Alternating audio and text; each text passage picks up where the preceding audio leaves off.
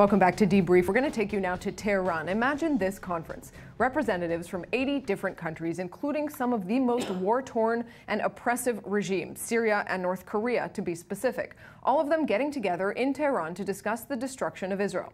That's what's happening today for the 6th year in a row. And if there was ever any debate over Iran's position on that issue, Supreme Leader Ayatollah Khamenei put it to rest with no attempt to look diplomatic. Khamenei called for the complete liberation of Palestine and the complete removal of Israel, what he called a cancerous tumor. One of the achievements of this valuable conference is announcing the first priority of the world of Islam and freedom fighters all over the world, which is the issue of Palestine and the creation of the atmosphere of harmony and unanimity, with the purpose of achieving the lofty goal of supporting the people of Palestine and their truth and justice-oriented fight.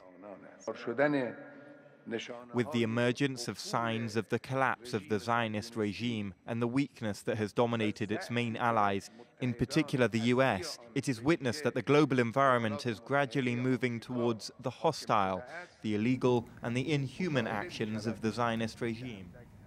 We'll start the conversation in Washington. Iranian-American journalist and political analyst Negar Mortazavi joining us from there. Negar, great to have you.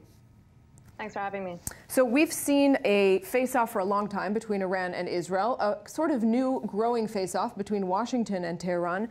How do you think the Iranian regime sort of expects Israel and the United States to react to this kind of rhetoric, to these kinds of threats? Well, this conference on Intifada is not something new. If there's one thing that most of the Iranian political factions can agree on, is the issue of, as I call it, the Palestinian resistance. But with the new rhetoric coming out of Washington after 8 years of the reconciliatory rhetoric of President Obama, now the new rhetoric coming out of Washington is more towards confrontation, and also the rhetoric that echoes it in Israel from the Netanyahu government. I think we'll see even more of this sort of radical rhetoric also coming from Tehran in the coming years. Negar, I've heard both here in the studio. I've heard both from analysts saying that this rhetoric from the Trump White House will actually embolden Iran further to become more extreme. Others saying the opposite. Which do you think it is? I definitely think the hardliners, we can't look at Iran as one unified body. There's different political factions within Iran. The hardliners will definitely be more empowered by the rhetoric coming out of Washington. If there's a radical rhetoric coming out of the U.S., that same would be echoed inside Iran, and it will even suppress the moderates who have been trying to reach out to the West and to resolve these kind of conflicts. Negar, stay with us. I want to bring into the conversation Iranian politics analyst Meir Javid Farg. Great to have you. Thank you very much. So we're talking about Iran, and like Negar said, this is the 6th year in a row. It's happening. This kind of rhetoric that Israel should be wiped off the map is not new. It's easy to dismiss this as just sort of typical bluster, but what actions are behind it? Well, first we have to say that in Iran there's two systems. There's the government and then there's the regime. You have the Dawlat, which is the government, and the Nizam, which is the system. The system is in the hand of the hardliners, and they want Israel wiped off the face of the earth. They have said it. They're not going to do it because they know what Israel is capable of doing in return. But this is a continuation. But they were saying this during President Obama. President Obama reached a nuclear deal with Iran in order to reduce tensions. Ayatollah Khamenei immediately denied the Holocaust, and then openly, and of course afterwards we've seen this rhetoric during Obama as well when he was. So now that Trump is coming, it doesn't make a difference to them. So a very different White House between Obama and Trump doesn't really matter. Even if Obama were still in power, Ayatollah Khamenei would still say these things because this is very much, let's just not forget that he's a Holocaust denier himself.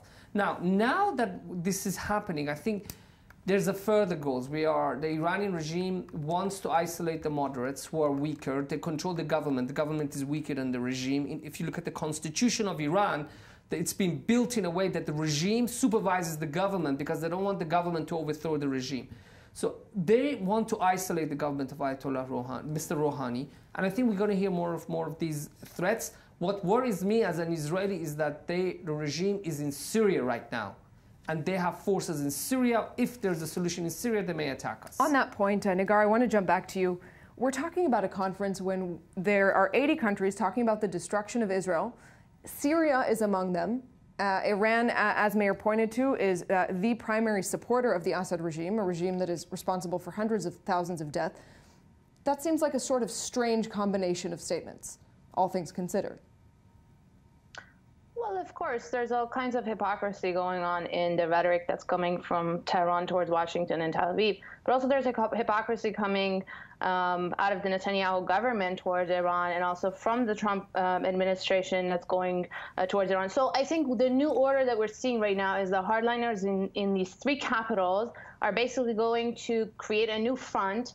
The rhetoric is going to echo each other on all three capitals, and each one of them will have an excuse to suppress the forces of moderation or the forces of diplomacy and engagement in each of their capitals for the radical rhetoric as an excuse or a justification of the rhetoric that's coming from the other side. I just see this as a vicious circle that will continue in the coming years. Certainly there is hypocrisy on all sides, but let's look at some of sort of the details. We're talking about a regime that has been considered a state sponsor of terrorism. The regime was saying the same things during Prime Minister Rabin. Sure. When we're making peace, the Iranian regime was calling for the elimination of the state of Israel. Well, let's just take a look at what the U.S. State Department sort of says about Iran. This is from a 2015 report on Iran. The U.S. has considered it a state sponsor of terror since 1984. Hamas, Palestinian Islamic Jihad, we know Iran funds the sort of methods of support for the Assad regime through the Islamic Revolutionary Guard Corps, Hezbollah, Iraqi Shiite terrorist groups, Afghani and Pakistani Shia fighters. I mean, there is a long list. We're talking about a very clear support for terrorism. There's no question that Prime Minister Netanyahu during the JCPOA, he was against it. And there's no question about that. But I think, and where I disagree with Negar, is that after the JCPOA has been signed, we don't hear Netanyahu threatening to attack Iran's nuclear installations. He only threatened Iran's nuclear installations. However, Ayatollah Khamenei has called for the state of Israel to be destroyed. This is what he has called for. And there's a big difference there. And I think that what we have to go forward now is that, yes, there's going to be harsh rhetoric from Trump, but it doesn't matter who's in the White House. The hardliners in Iran. No, I'm not including Mr. Rouhani's government in this. This has been the consistent policy to call for the elimination of the state of Israel. And now they need it even more because the Arab world can see that they are the sponsors of Assad and they need to compensate for that. The bottom line from all of this, if we're to take one, is that listen to the actions, watch the actions, don't listen to the words as much. Mayor Javed Anfar and Negar Mortazavi, thanks very much for taking part in this conversation.